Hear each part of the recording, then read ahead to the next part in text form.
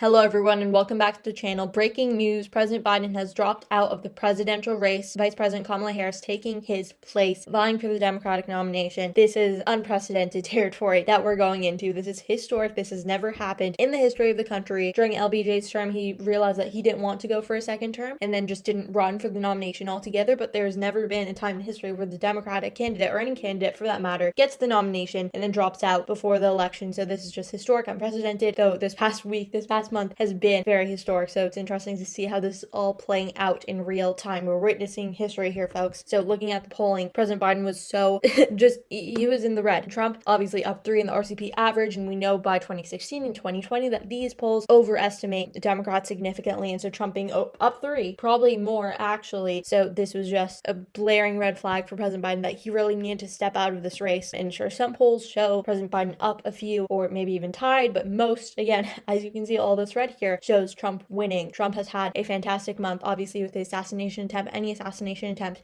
even though it's disgusting and horrifying and sickening that someone would do that to someone, and it's obviously, we all pray for the families involved and the person who was about to get assassinated, in this case it being Trump. It does help with Trump's re-elect campaign, right? Ronald Reagan, when he was shot during his first term, he won his second election 49 states. That wasn't going to happen with Trump. We all know he wasn't going to win 49 states because that's just unprecedented for any Republican at this point in time, especially for Trump being such a controversial figure, but he was going to do better because of it. And so that the debate looming concerns over Biden's health, this makes sense that he is dropping out with pressure from Nancy Pelosi, Chuck Schumer, Democratic leaders that wanted him out, as well as of course donors who have been fleeing since the debate. Now Harris doesn't do all that much better with Trump, of course, better by some degree, but Trump is still winning. There still needs to be a lot done on Harris's end. First, with VP selection, to select someone who's going to bring more to the ticket, something that she doesn't already bring, or maybe even double down like Trump did with his VP pick, JD Vance. We'll talk about that later, but she needs to really get out on the campaign here and get these numbers up for Democrats. Talking more about the official dropping out of Biden, he dropped out just a few hours ago, saying that he's going to finish out his first term, but he's not going to run for a second, obviously, dropping out of the race, and endorsing Kamala Harris. Some problems that Joe Biden has, Kamala Harris will probably fix, right? Joe Biden wasn't going to get voters out. He wasn't going to turn them out, because you need to be so passionate to get off your couch and go on election day to vote, so mobilized by your community and the people around you. Trump is mobilizing voters as we speak. The RNC was a great uniting force for Republicans. They disagree on so many things, even abortion, right? Even the ticket. Trump and JD Vance have different opinions on abortion, immigration, different fiscal policies, but they all agree with their hatred for the left and their support of Trump as their nominee. That wasn't happening with the Democrats, and so that's probably something that Kamala Harris really needs to work on, and something that her team will definitely suggest her to work on. She's younger. She's obviously doesn't have those mental, aging concerns that we had with Biden,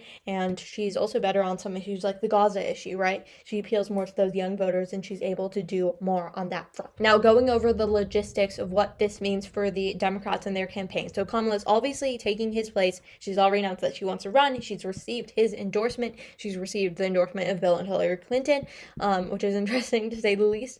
But then what happens next, right? So there's the Democratic National Convention, much like the RNC, just like a convention where the delegates arrive and they officially nominate their candidates. So that's going to happen on August 19th, I believe it starts. And so then will be when the delegates need to either select Kamala Harris or someone else. Now, the chance of them not picking Kamala Harris are very, very slim. So all the delegates at this point are pledged to Biden, obviously, because he won the primary. But they are not bound to select Vice President Kamala Harris as president just because he's endorsed her, right? They can vote for whomever they choose, but they probably will vote for Harris because they know that strong coalition is needed, and there's no other frontrunner who has expressed that they vehemently want to run for president and opposing Harris at this point. So, and that would really fracture the party. So no one is going to do that because they all want to win against Trump and know that Harris at this point is probably their best bet against a second Trump term.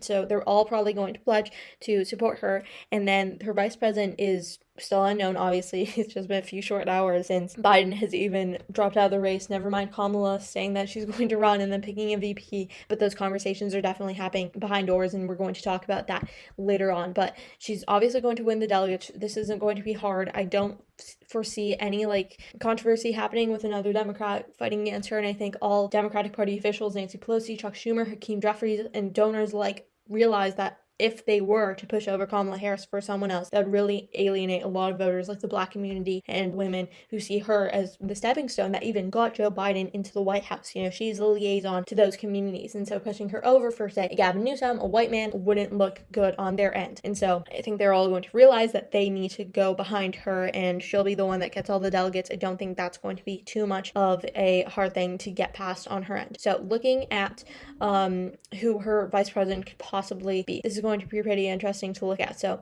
there are a few people.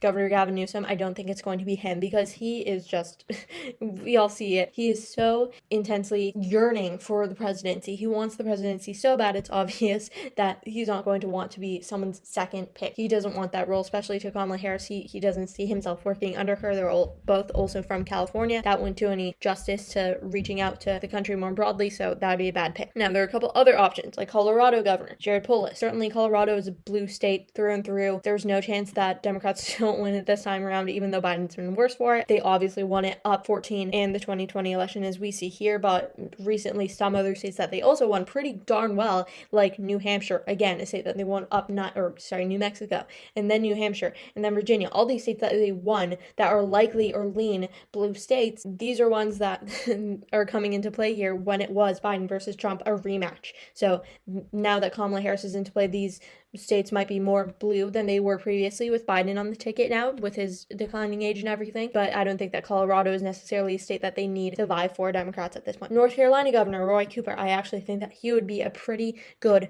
pick if they want to go with the Southern vote, right? There are a few states that Biden is losing right now in polling that he won miraculously in 2020, those being Georgia, Arizona, Nevada, Wisconsin, Michigan, and Pennsylvania. So if you were to go with North Carolina, he could possibly win. Kamala Harris and Roy Cooper could possibly win over North Carolina, which is obviously a red state, but voted very, very slimly for Donald Trump in that election. We see 1.3 points, and Kamala Harris and Roy Cooper could possibly win North Carolina, gaining all the delegate counts in that state, and then Georgia as well. That would be an insane win for Democrats, just like getting out these southern states. And then other candidates in the race, Andy Beshear, he's a pretty good candidate as well. He's a very popular Kentucky governor, also having a Democrat as the governor of Kentucky, a solid red state that, if we look here, voted Trump, enormously Trump, right? We don't even have to look at Kentucky. We all know this. So he would be a really good pick, and if not this time around, I'm sure that we'll see him later in presidential campaigns later on in the country, because he definitely does have that spirit in him. He's a good speaker and everything. And then other picks like Governor Gretchen Whitmer of Michigan. I don't think her, because having two women on the ticket could be very, very risky, right?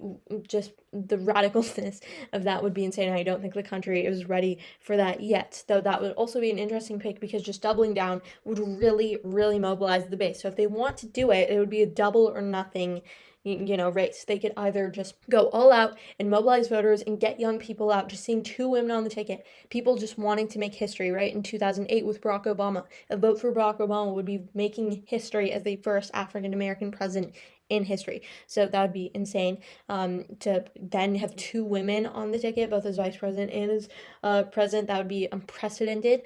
And so I think that could really mobilize young voters, but it could also go south, right? They could also just lose the presidency enormously, and then also affect down ballot races like the House and the Senate, leading those all three branches, or all there were three parts here, over to Republicans, and also obviously the Supreme Court. So I guess all three branches to conservatives and Republicans. So that's a really risky move, having two women on the ticket. And then someone who I have been thinking of personally is Pennsylvania Governor Josh Shapiro. So he's a great pick as well.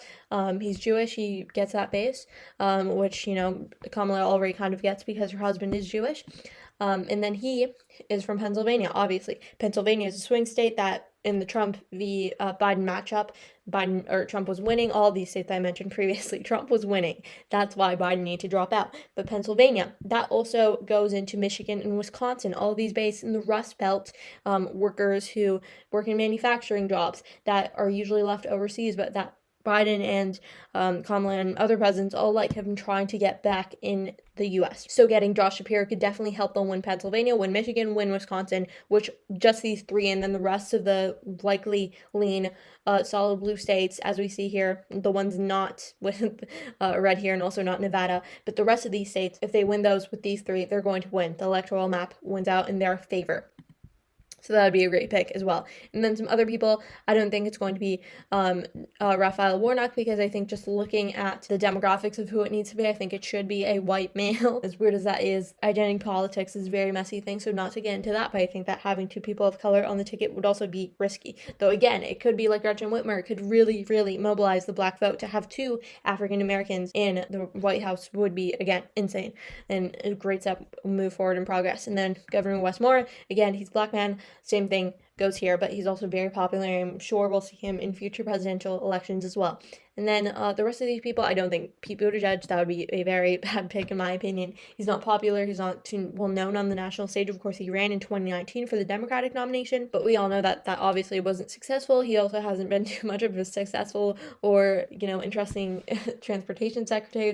Don't think they've ever been interesting, so I don't know how high the bar that is for him. And the Minnesota Senator Amy Klobuchar, again, no, I don't think so. One person that I'm not seeing on this list that I think could possibly be a candidate would be Bernie Sanders, though again, I don't think they'll pick him, or even Mark Kelly of Arizona. He's one of the senators from Arizona. He could possibly be a potential pick. That would get Arizona and Nevada, maybe. Those two states are pretty alike, so maybe that. And then just looking at the polling, how does Biden or Harris match up to Trump compared to Biden? How does that change things, right? We looked at the 538 or the Real Clear Politics polling. It showed up Trump 1.9 up with Harris versus 3 up with Biden. And the rest of these polls that we see here from Forbes pretty much show the same thing. It doesn't help all that much, but it's also really unlikely at this point, right? Because not many very comprehensive polls have been taken with Harris on the ticket. Voters haven't been really exposed to that idea overall, and they also need to see what the matchup is going to be, what the policies that Harris brings forward are, who her VP is going to be.